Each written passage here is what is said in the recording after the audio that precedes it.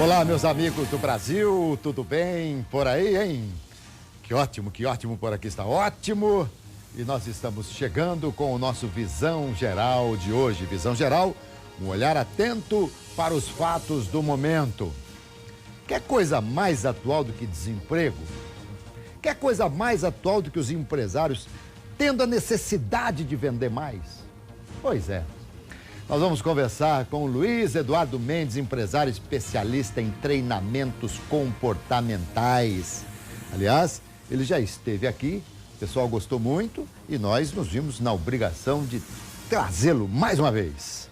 Eduardo, prazer recebê-lo aqui, tudo bem, Eduardo? Tudo bem, Alberto, um prazer revê-lo. Que bom. Eu não falei bobagem não, né? Hoje é desemprego, aumentar a venda, diminuir custo, é mais ou menos por aí, né? Sim, Alberto, os números mostram isso, né?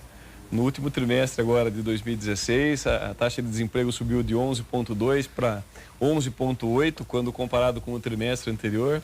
São 12 milhões de pessoas desempregadas no país, 2 milhões a mais do que o ano anterior. Então, de fato, a situação é essa.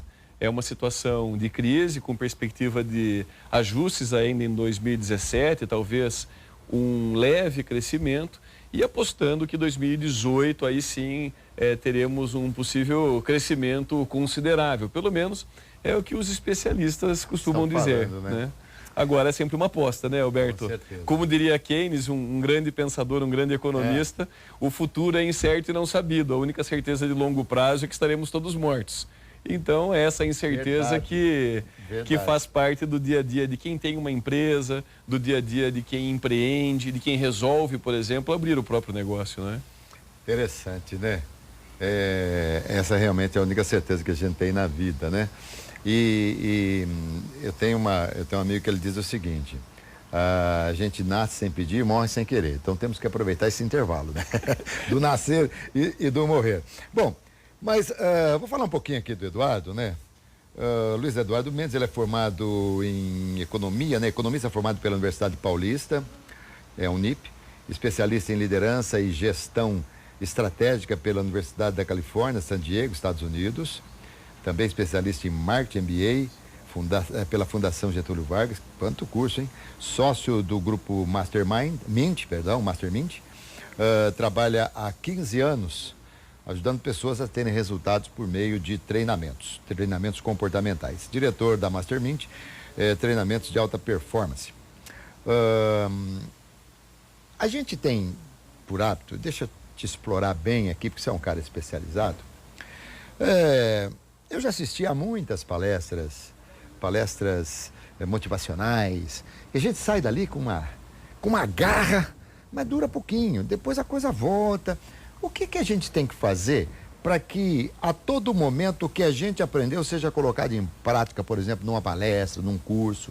Ótima questão, Alberto, e é uma questão muito recorrente, porque muitas vezes as pessoas investem em desenvolvimento, mas não sabem exatamente onde estão investindo. Então, palestras, vamos diferenciar palestras, cursos e treinamento. Palestra é muito importante, mas de fato, como você bem colocou, ela tem um papel de ser uma injeção temporária. Alguns estudos mostram que o que uma pessoa ela ouve em uma palestra, ela tem que aplicar em até 3 dias. Depois de 3 dias, se ela não aplicou o que ela ouviu numa palestra, dificilmente ela vai se lembrar ou ela vai aplicar. Ainda assim, o número de pessoas que aplicam aquilo que ouviram em uma palestra é um número muito pequeno. Então, a diferença básica que a gente costuma tratar é a seguinte: um desenvolvimento duradouro, ele se dá através de treinamentos. Então, palestras, cursos, trabalham muito uma dimensão que é a dimensão do conhecimento. Porém, apenas conhecimento não traz resultado para as pessoas. O que traz resultado é o conhecimento aplicado. Tem uma estatística da Universidade de Harvard que diz o seguinte: o conhecimento é responsável por 15% do nosso resultado. 85% vem de habilidades e atitudes, ou seja, de questões comportamentais, portanto, da maneira como nós aplicamos aquilo que nós sabemos. Portanto, a questão é como incorporar habilidades, como de fato incorporar atitudes diferenciadas que podem nos trazer resultados. E aí a resposta é com treinamento. Vou dar um exemplo. Você que é da área esportiva, eu gosto muito. Eu posso fala assistir... para mim, fala para o telespectador. Eu olha posso ele, assistir, dá o por recado. exemplo, posso ler sobre futebol, posso assistir todos os jogos do Brasileirão, todos os programas esportivos. Então eu terei um conhecimento muito grande do que está acontecendo no mundo do futebol. Mas isso não fará de mim um bom jogador de futebol. Eu seria um bom jogador de futebol se eu treinar, se eu desenvolver essa habilidade. E habilidade, a gente precisa de manutenção. Portanto, o que a gente deve fazer é constantemente ter consciência de aspectos que nós podemos melhorar e constantemente melhorar esses aspectos de forma consciente. Então, um bom investimento, Roberto, é sempre aquele onde a pessoa recebe o conhecimento, treina esse conhecimento e aplica no seu dia a dia. Quando a gente fala, por exemplo, palestra é alguma coisa assim rápida, né? 1h30, 2 horas e tal. Agora, treinamento já é uma coisa mais prolongada. Treinamento, como o próprio nome diz, é um treinamento. Isso, assim, a grosso modo, não tem como a gente imaginar que um treinamento não seja melhor do que uma palestra, tá certo? O treinamento, e é exatamente esse o caminho que vocês fazem. Sim, exatamente, Alberto. A Mastermind, ela atua no Brasil, nós representamos uma fundação americana, que é a Fundação Napoleon Hill. Aqui do Brasil, a partir da equipe aqui do Brasil, nós montamos turmas em Portugal. O ano que vem a gente está entrando na Grécia, na Itália, na França e na Espanha.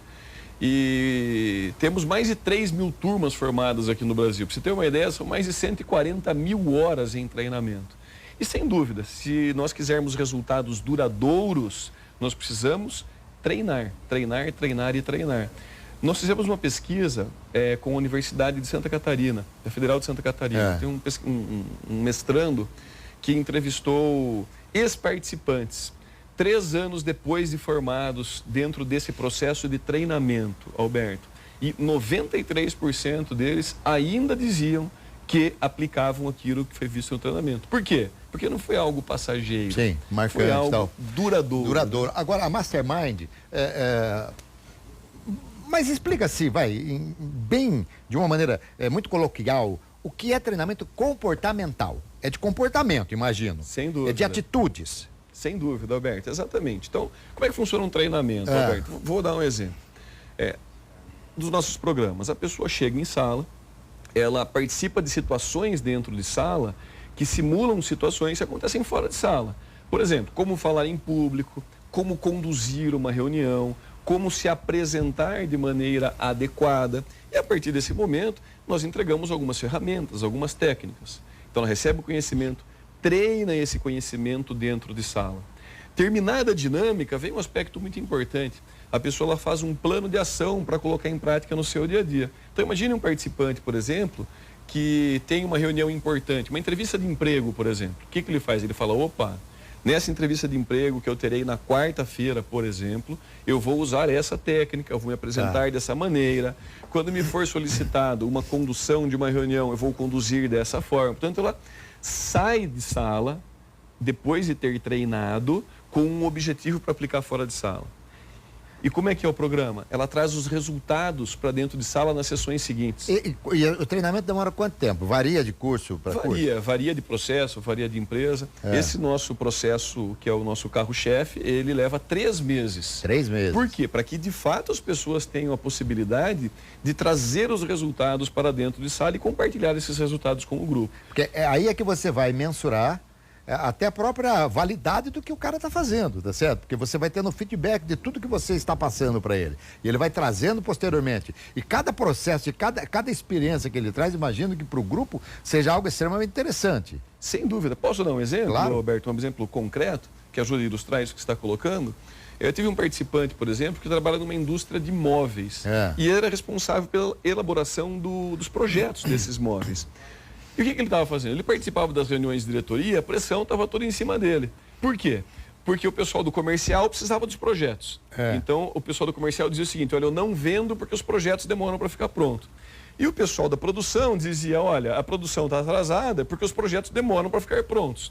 Então, ele adquiriu algumas técnicas dentro de sala, e uma das técnicas, por exemplo, ele falou, olha, eu vou fazer uma coisa por vez, eu vou pegar um projeto do começo ao fim.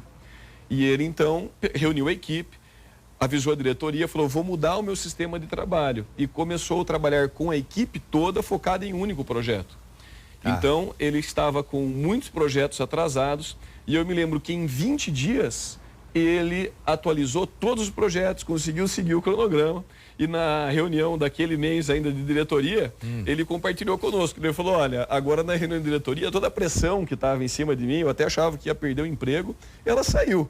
Porque agora meu projeto está em dia, a minha área está em dia, e agora eu estou muito mais tranquilo trabalhando, né? O Eduardo, um líder nasce ou um líder pode ser construído?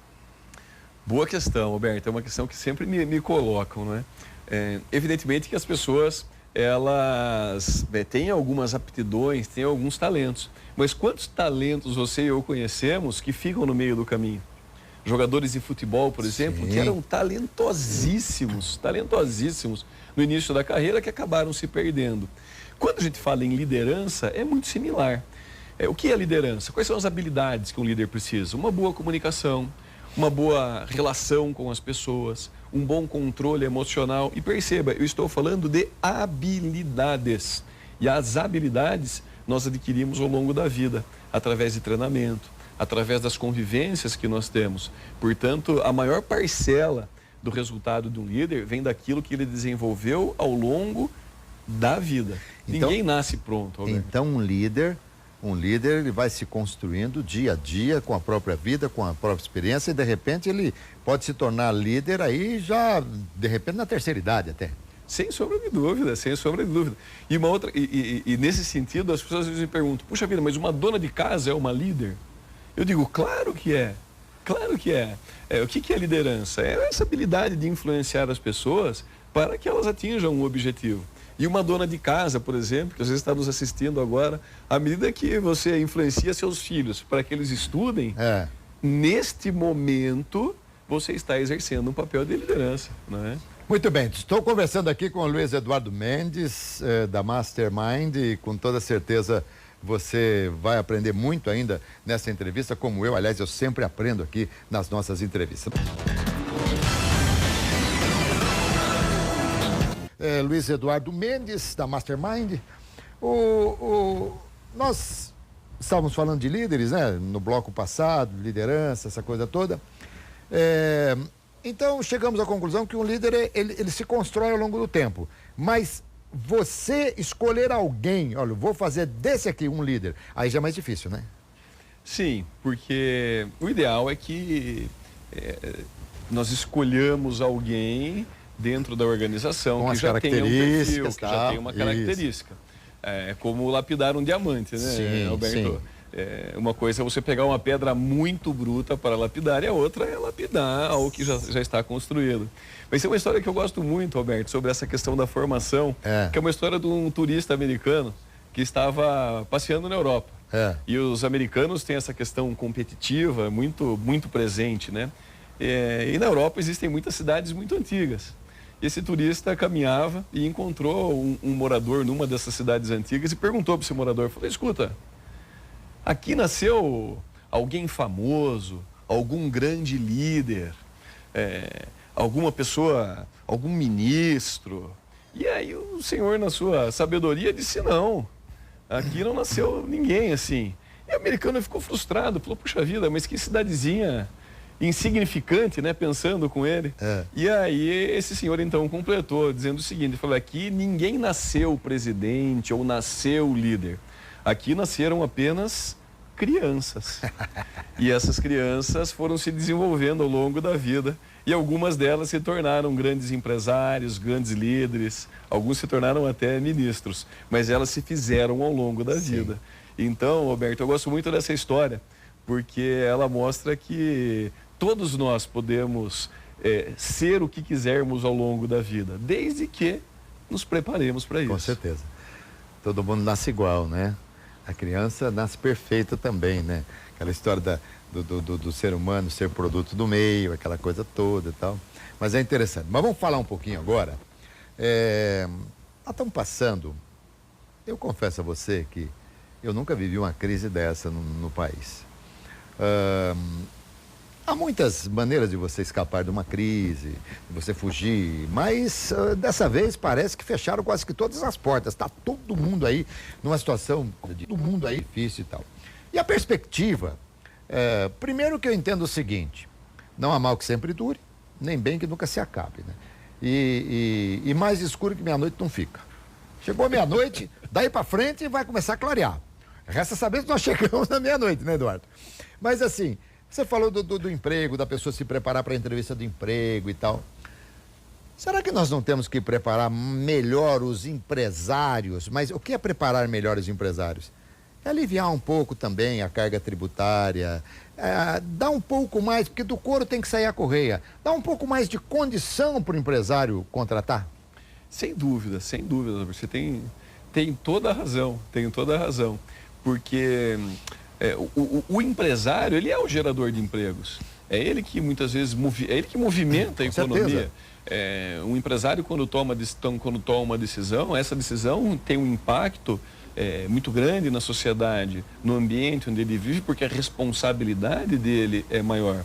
Portanto, ações que incentivem o empreendedorismo, a estabilidade contratual, a segurança em relação à perspectiva de futuro, isso é muito importante, porque o empresário, ele não toma a decisão para o hoje, ele toma a decisão baseada no futuro. Sim. Portanto, quanto mais previsível é esse cenário, ou quanto mais sólidas são as bases para essa análise em relação aos cenários futuros, melhores serão as suas decisões. O que acontece muitas vezes, Alberto, é que o empresário, ele não tem uma base muito sólida para decisão. Existe um princípio que é tomar decisões com segurança. Não significa que o risco vai ser eliminado, mas significa ter um mínimo de segurança para tomar a decisão. Então, nesse sentido, o ambiente jurídico adequado, o ambiente tributário adequado, sem dúvida, facilitaria muito a alavancagem e o crescimento econômico. A nossa mão de obra no Brasil, ela é uma mão de obra qualificada, na sua visão? Alberto, não. De uma maneira geral, não. Eu vou dar alguns dados a respeito dessa questão. Uma mão de obra qualificada, ela passa por uma boa educação. E existem números de pesquisas, por exemplo, sobre leitura, que dizem o seguinte: de cada 4 brasileiros adultos, apenas ou seja, 25% conseguem ler um texto minimamente e interpretar esse texto. Sei. O Brasil, em rankings de competitividade em relação ao nível de educação, normalmente ocupa os últimos lugares. Portanto, é uma vergonha. A educação no Brasil precisa de um investimento sério. E quando eu digo investimento, muitas vezes não estou falando só de aumento de investimento, que você precisa aplicar bem, né? Fazer, por exemplo, o que aconteceu nos tigres asiáticos. Eu me lembro quando eu era adolescente, a Coreia era um país minúsculo, continua pequeno, mas foi o ponto de vista econômico. Virou uma fortaleza absurda. Por quê? O investimento em educação que se fez na Coreia foi gigantesco. Muito grande. Foi gigantesco. Eduardo, eu perguntei sobre a mão de obra, porque é o seguinte: você aí que está me acompanhando, senhora, basta você pegar o último call center que te ligou, como as pessoas são despreparadas.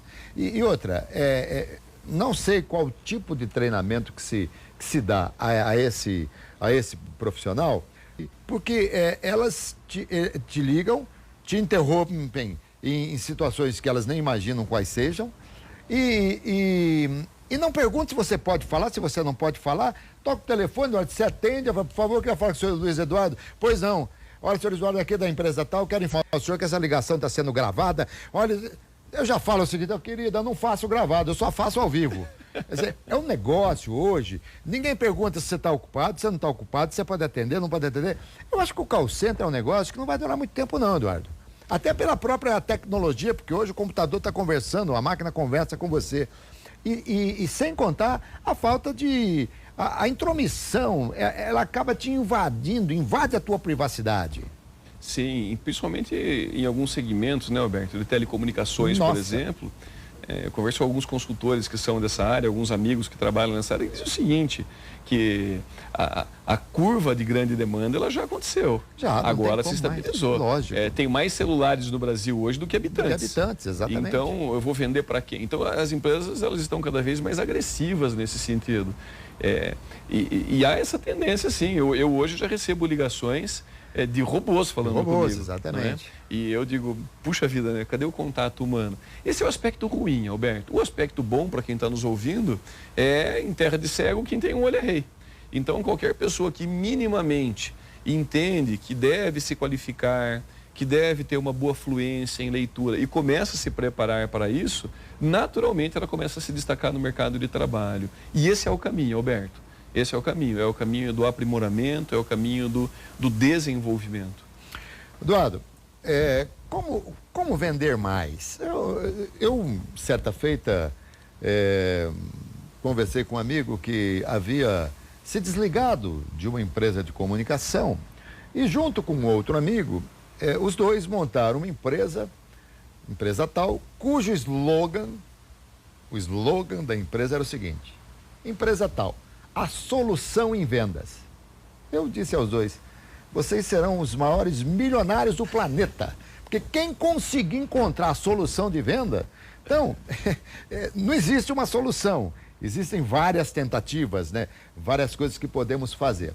Mas hoje, com tanta tecnologia, com tanta informação, aquele vendedor, aquele que colocava o lápis aqui, né? Isso aqui vai cair porque é meio pesado essa caneta, né? É o presente que eu ganhei aqui do Mariano Prieto, grande amigo, numa entrevista que me deu. Aquele cara que colocava o lápis aqui, que ia no balcão, que tirava pedidos, não tem mais, está acabando. O que a pessoa tem, qual é a qualificação que precisa ter para se tornar um grande vendedor? Porque é o seguinte, grande vendedor não fica sem emprego, porque o que mais as empresas querem são bons vendedores. Roberto, esse é um ótimo princípio, é isso mesmo. O bom profissional de vendas, ele não fica desempregado. E ele sabe muito bem onde ele se encontra, né? Eu costumo dizer que tem vários tipos de vendedor, Roberto. O primeiro estágio é o passeador com pasta. O que é o passeador com pasta? Ele chega na empresa, dão para ele o material, ele pega a pastinha dele e sai andando. Não é? E aí ele não sabe muito bem o que fazer. Então ele vai, toma um café, e aí ele olha e fala: puxa vida, já acabou o dia. E aí ele continua passeando com a pasta dele até que chega e ele, olha, é sexta-feira, acabou a semana. Acabou a semana. Quanto é que você vendeu? Nada. Né? Então esse é o primeiro estágio. Aí ele vai se desenvolvendo um pouco, ele começa a tirar alguns pedidos. E aí ele vira o tirador de pedido. O que é o tirador de pedido? Não foi ele que vendeu, foi o cliente que comprou. Então, esse não é um profissional de vendas. Que normalmente vende também produto de primeira necessidade, que também, né, normalmente os lucros são menores e tal, não é isso? Sim, em alguns aspectos sim, viu, Roberto? Agora, o problema é quando o tirador de pedido, por exemplo, ocupa uma posição do vendedor que deveria ser um vendedor mais preparado, já um vendedor consultivo, que minimamente entenda o que o cliente precisa. Sim. Né? Então, eu vou dar um contra-exemplo e prometo responder lá. a sua pergunta, Roberto. Eu me lembro que eu fui comprar um carro, eu não vou falar o modelo do carro, evidentemente. Até porque muita gente não vai conhecer carros importados que vêm de longe. E aí eu entrei na loja, era um carro nacional nesse caso, viu, Roberto? E eu falei: olha, eu quero um carro assim, só que eu quero com ar-condicionado, direção hidráulica e mais algumas características. E aí a pessoa falou assim: olha, eu vou ver o carro que eu tenho.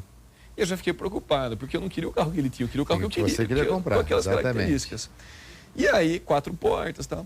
E aí ele foi, olhou, ele falou: aqui no sistema eu tenho um desse modelo que você pediu. Eu falei: quanto custa? Ele falou: é esse valor. Eu falei: ok, ele tem ar-condicionado? Ele falou: tem. Mas é direção hidráulica? Ele falou: não. Eu falei: então, deixa eu te falar uma coisa. Eu quero um carro com direção hidráulica, ar-condicionado e 4 portas. Desse modelo.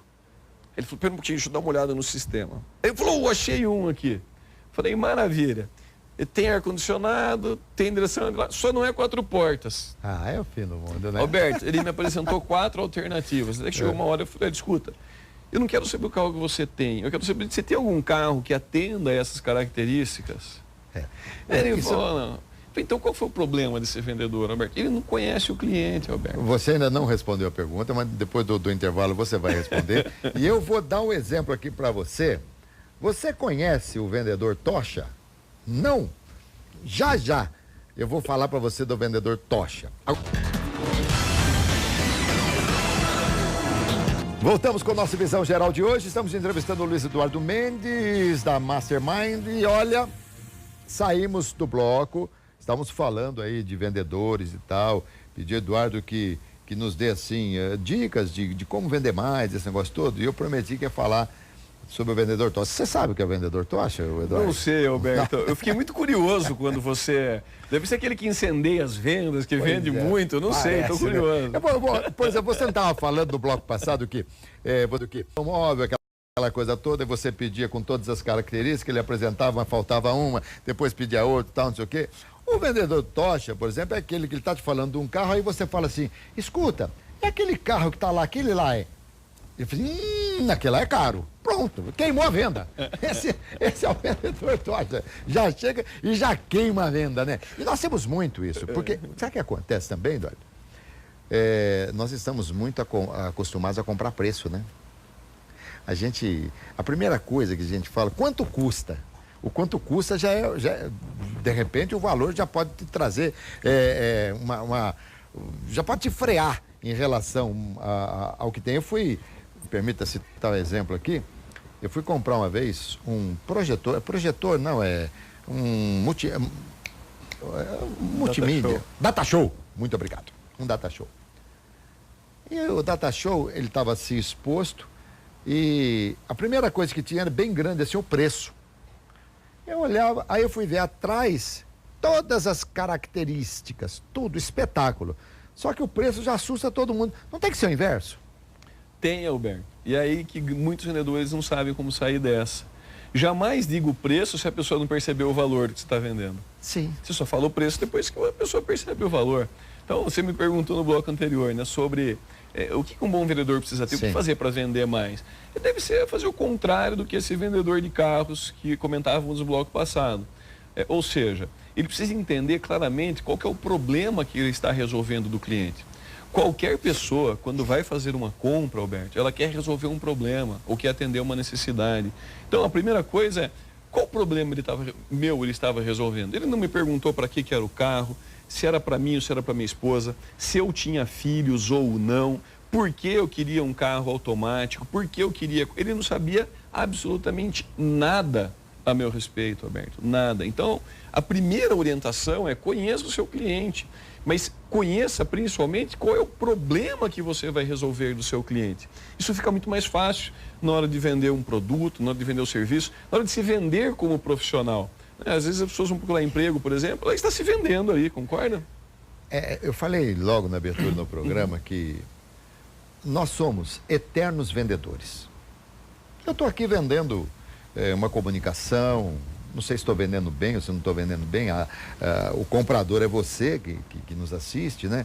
Mas nós, a todo momento, a todo instante, quando você vai quando você na sua juventude, sei lá, também não tem idade para você paquerar, para você, tanto o homem quanto a mulher, você quando vai ao encontro, você se prepara, não só no vestuário, você imagina o que eu vou falar, o que eu não vou falar. Tudo é venda, não é verdade? Tudo é venda. A vida é uma venda. E é uma grande empresa chamada vida, e nessa vida você tem lá os seus cargos. E se você for igual a todo mundo, não vai passar. Então as pessoas precisam se qualificar. E é nesse caminho que a Mastermind segue. Até eu preciso fazer um curso com você. Até eu preciso fazer um treinamento com você. E outra coisa, mais tão importante quanto você saber o que é você continuar se reciclando, porque a vida passa e as coisas vão se modernizando, não é verdade? Sem dúvida, Alberto, sem dúvida. E quem é que costuma participar do treinamento? Pessoas boas.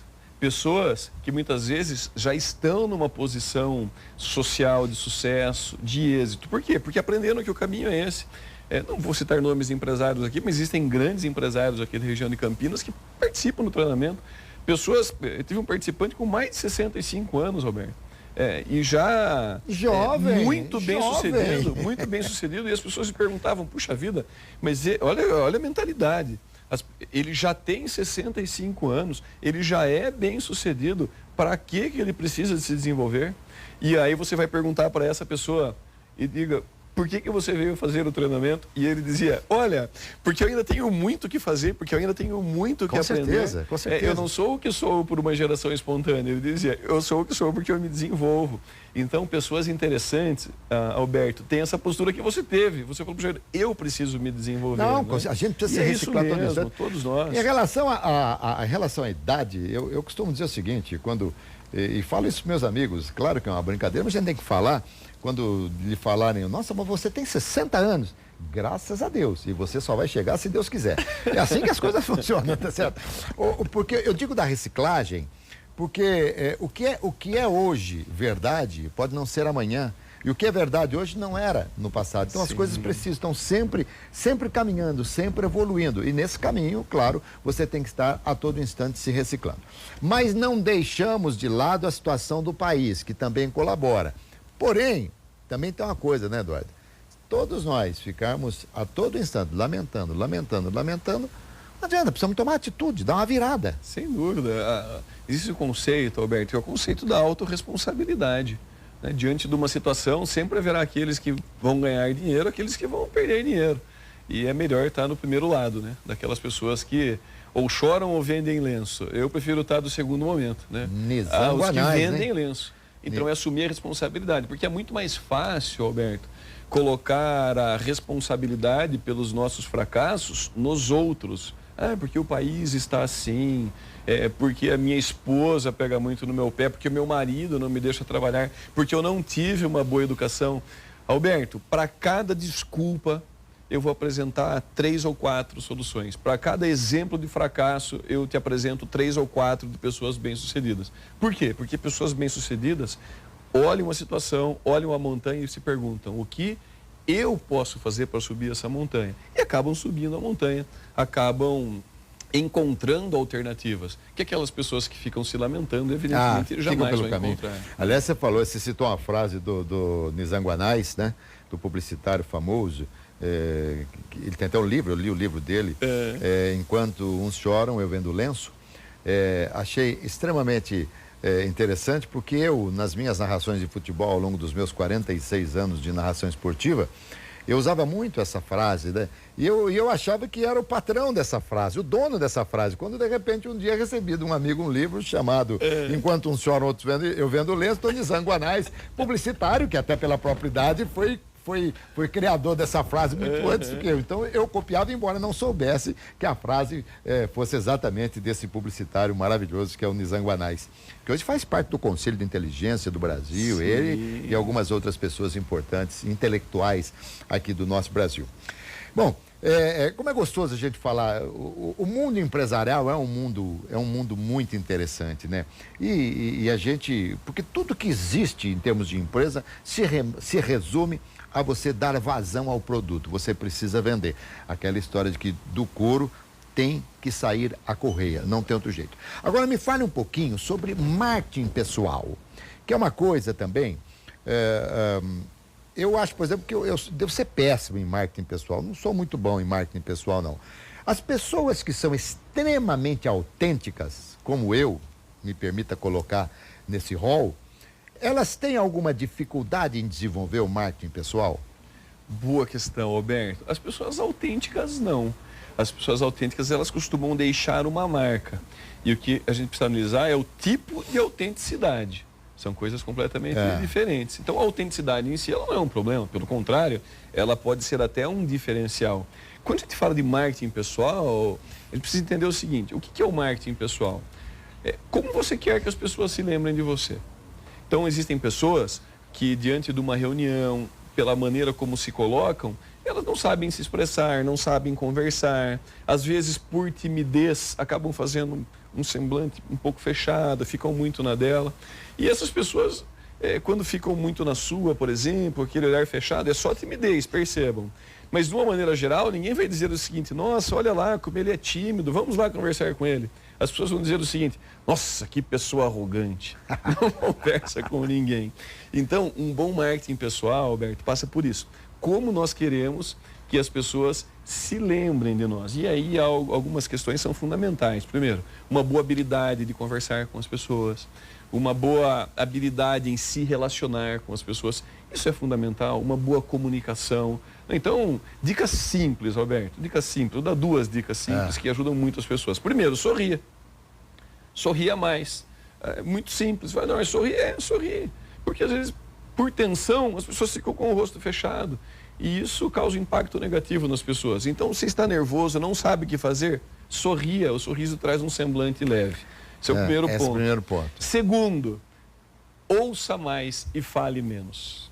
Não é à toa que nós fomos equipados com 2 ouvidos e uma boca. 2 olhos e primeiro uma boca. ouça. depois diga. Isso evita aqueles foras homéricos. Quem nunca sentiu, por exemplo, aquela vergonha alheia, não é? A pessoa vai numa roda cheia de palmeirenses, por exemplo, e não sabe que está cheio de palmeirenses, ele chega falando do Corinthians e pronto, já causa o mal-estar. Né? Olha, a respeito disso que você falou, né? Eu costumo dizer o seguinte: o sorriso resolve muitos problemas.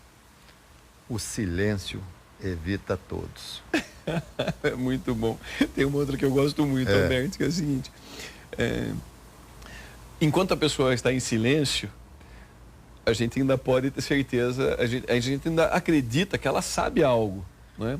Quando ela abre a boca para falar, a gente passa a ter certeza que ela não sabe nada. Então, se você não sabe, fique quieto. Entre a dúvida da possível sabedoria e a certeza da ignorância, melhor, o silêncio traz nesse caso com certeza. Dúvida, né? Eduardo, e no marketing pessoal, a pessoa tem que ser verdadeira. Ela não pode vender algo que ela não consegue entregar depois. Sim, Alberto. A minha avó me dizia o seguinte, ela falava assim: meu filho, a mentira tem perna curta. Tem perna curtíssima. A mentira tem perna curta. Você consegue enganar as pessoas uma vez, Alberto, mas a mentira ela dura pouco tempo. Então, sim, é fundamental que haja verdade na colocação, né? Porque quando a gente finge ser algo que a gente não é, as pessoas percebem. São as notas de R$3 que nós vemos o tempo todo. Por exemplo, a pessoa prega: seja uma pessoa educada. Né? Seja uma pessoa educada, ela é cordial, mas aí com o garçom ela é uma pessoa que não tem cordialidade, é mal educada. Não passa credibilidade, não passa credibilidade. Muito bem, começando aqui com o Luiz Eduardo Mendes e aprendendo, hein? Aprendendo. Aliás, você ministra os seus treinamentos também, né? Sim, você é um sim. dos instrutores, dos professores, você está lá sempre, né? Bom, estamos aprendendo com toda certeza. Eu volto aqui com o Luiz Eduardo Mendes e dizendo a você que nós temos o site redefamilia.com.br, que você pode acompanhar em tempo real todas as nossas entrevistas, toda a programação, inclusive, aqui da Rede Família. É só você entrar no site, clicar ali no ícone ao vivo e você acompanha em tempo real. Além do que também você vê ali toda a abrangência da Rede Família, vê toda a nossa programação. Vale a pena você navegar no site redefamilia.com.br. Eduardo, nós falamos aqui que, na verdade, nós temos que, no marketing pessoal, ser autênticos e a forma de que, como eu gostaria, ou como todos nós gostamos de ser lembrados. Mas deixa eu te fazer uma colocação. Como é que isso aí pode ser interpretado? É arrogância ou é uma inteligência da pessoa quando, por exemplo, deixa eu citar um pouquinho aqui, vai. Meu caso, eu sou piloto de avião pequeno e tal, e aviação é glamuroso. A aviação é glamurosa, perdão. Todo mundo, quando você começa a falar de aviação, pergunta uma série de coisas. A pergunta que mais faz é o seguinte: você precisa pedir autorização para pousar, para voar? Claro que você pede, mas sempre é concedida, né? E outra coisa, para decolar, porque pedir autorização para pousar, eu peço, se o cara não der, eu pouso do mesmo jeito, não tem jeito, né? Mas aí, assim, numa roda, se eu provocar um assunto do qual eu tenho um pouco mais de conhecimento do que as pessoas que estão em volta, e eu possa ali desenvolver alguma coisa, isso é visto como uma arrogância, uma metidez, ou isso é visto com uma certa perspicácia do interlocutor para poder mostrar um pouco dele? Alberto, a diferença entre o veneno e o remédio é a dose. É a dose. É a dose. É o bom senso. É o bom senso. É muito bom ouvir pessoas inteligentes, é muito bom ouvir pessoas que sabem sobre determinado assunto. O que muitas vezes acontece é que essas pessoas acabam passando da dose, né? Então, um diálogo interessante é sempre permeado pelo equilíbrio, né? Onde as pessoas de fato participam. Invariavelmente, Alberto, as pessoas gostam mais de ouvir. Aliás, invariavelmente, de uma maneira geral, as pessoas gostam mais de falar de si próprias do que de ouvir. Tanto que eu falo que falar é uma arte, ouvir são duas. Exatamente. Então, dependendo do seu objetivo, se você ouvir mais, as pessoas vão te achar uma pessoa mais agradável. Eu me lembro que uma vez eu fui visitar um cliente e ele falou para mim, e eu fui daqui até uma outra cidade, E ele esqueceu da reunião, Alberto. E eu entrei, a hora que eu entrei, ele falou assim, mas nós tínhamos marcado. Eu falei, mas tudo bem, né? Eu vim de Campinas até aqui, mas a gente pode marcar num outro dia, não tem problema. E aí ele falou, não, vamos conversar mais 5 minutos, pode ser? E eu pensei comigo, 5 minutos? E aí eu falei, ok, né? E aí no tempo que eu fui até a sala dele, eu havia várias fotos de pescaria, Roberto. E aí usei um dos princípios que nós ensinamos dentro de sala, que é fale de assuntos que interessem a outra pessoa. Lógico. Né? E eu entrei na sala dele, tinha uma cabeça de uma traíra. É um peixe, eu gosto de pescar bastante. E eu sabia que era de uma traíra, mas era uma cabeça desse tamanho, preta, feia, enorme, né? A traíra é um peixe escuro. E aí eu perguntei, eu falei, escuta, isso aqui é uma traíra, não é? Ele falou, é. Eu falei, onde é que você comprou? Só para provocar ele. Ah, Alberto, isso daí eu que pesquei em tal lugar. E aí conta toda a história. Resumo da ópera, Alberto. Ele tinha 5 minutos para conversar comigo. Aí conversou. 1h15 de reunião. Ele falou durante uns 50 minutos. Nos últimos 5 minutos, como a sintonia foi muito boa, a relação de confiança ali foi muito boa, nos últimos 5, 10 minutos nós falamos de negócio. Eu fechei negócio e no final da reunião, sabe o que ele me disse? Eduardo, vem aqui mais vezes pra gente conversar. E eu só pensei assim, eu falei, foi incrível, né? Porque ele falou em 95% do tempo, ele acha que isso foi uma conversa. Você vê, na Copa de 2006, na Alemanha, pouco antes, eu trabalhava numa emissora de rádio em Campinas e entrevistava os campeões do mundo e tal, então fomos entrevistar o Rivelino, eu e mais um outro companheiro no estúdio, ligamos pro Rivelino, assim e tal, entrevista pra rádio, ele falou assim, olha, 10 minutos. Tá bom, Riva, você falando 10 minutos pra gente vale muito mais do que muita gente falando o dia inteiro, né? Aí, 10 minutos. Quando faltavam 10 minutos para 1h30, nós encerramos 1h20 depois nós encerramos. Ele assim, tá bom, só isso aí, tá bom? Quer dizer, então, tudo depende de como a conversa se encaminha, né? O lado que ela vai seguir. Isso é muito importante. Essa perspicácia que é extremamente necessária ao vendedor. O vendedor precisa buscar o assunto que vai atrair a atenção de quem está comprando, de quem está falando, não é verdade? Bons vendedores têm essa característica, Alberto. Infelizmente, a imensa maioria dos profissionais de venda, eles têm o foco no cliente. Ou seja, ele fica se perguntando o que eu posso fazer para esse cliente comprar o que eu tenho. Quando, na realidade, vendedores de alta performance buscam o foco do cliente. De atender ao cliente. Passam a ter uma perspectiva assim, o que o cliente precisa, o que eu posso fazer para ajudar esse cliente a resolver o problema que ele quer. Então, essa é uma diferença muito grande, né? A partir do ponto de vista do cliente. É diferente daquele vendedor que põe um alvo nas costas do cliente e fala, eu preciso atingir essa pessoa. Não, esse é um caminho ruim para vendas.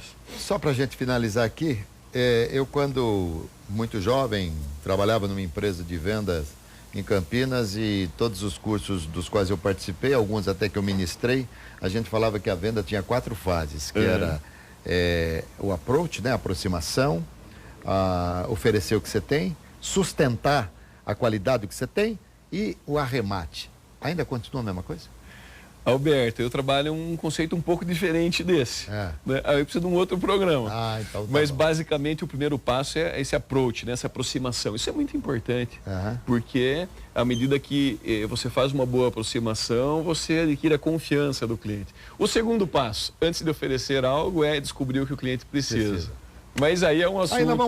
Eduardo, a gente vai voltar aqui para conversar uma outra ocasião, isso. Né? Tá bom? Fiquei muito feliz mais uma vez de conversar contigo aqui. Espero que você continue com o seu sucesso maravilhoso na Mastermind, tá bom? Obrigado, Alberto. E essa é a típica conversa que duraria 2 minutos e acaba durando um dia, não é, Alberto? Exatamente. Obrigado você, Alberto, pelo carinho habitual. Muito bem. Luiz Eduardo Mendes, da Mastermind, falou comigo aqui. Tenho certeza que vocês gostaram. Eu adorei. Ficaria mais tempo conversando com ele aqui. É isso aí, gente. Saúde, paz e alegria e muita sorte. Vambora, Eduardo. Foi ótimo.